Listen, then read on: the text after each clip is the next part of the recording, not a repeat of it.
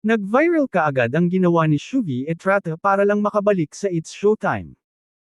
Shuvi Etrata desperada na umanong makabalik sa It's Showtime, kaya niya ito nagawa. Umani ng samot-saring reaksyon, ang ginawa umano nito, ng kapuso actress na si Shuvi Etrata, para lang makabalik siya sa It's Showtime. Isa ang It's Showtime sa mga pinakasikat na programa sa showbiz, kaya maraming artista ang gustong mapabilang, o kahit guest lang, at mag-perform dito, lalo na ang mga baguhang artista. Isa nga si Shuvi sa mga rising star, na nabigyan ng oportunidad, na mapabilang sa show. Pero hindi rin tumagal ang It's Showtime stint ni Shuvi. Marami ang nakapansin ngayon, na hindi na napapanood sa It's Showtime si Shuvi. Nag-umpisa ito mula nang pumutok ang isyung tungkol sa mga lumang tweet at post niya, laban kay Vice Ganda at sa ABS-CBN noon.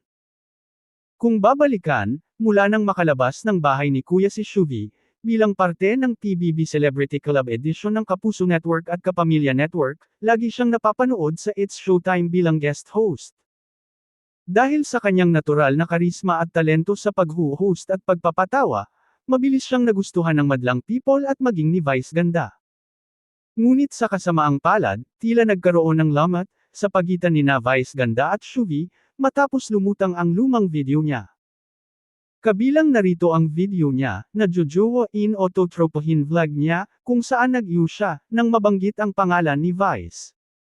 Samantala, sa interview ni MJ Felipe, natanong siya kung nagkausap na ba sila ni Vice.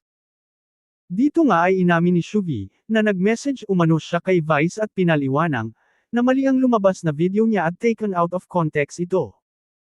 Kasunod nito, inihayag ni Shuvi, na nakikiusap siyang makausap si Vice, upang ipaliwanag ang kanyang panig, hinggil sa issue.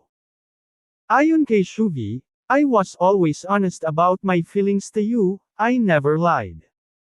I am here to wait naman po.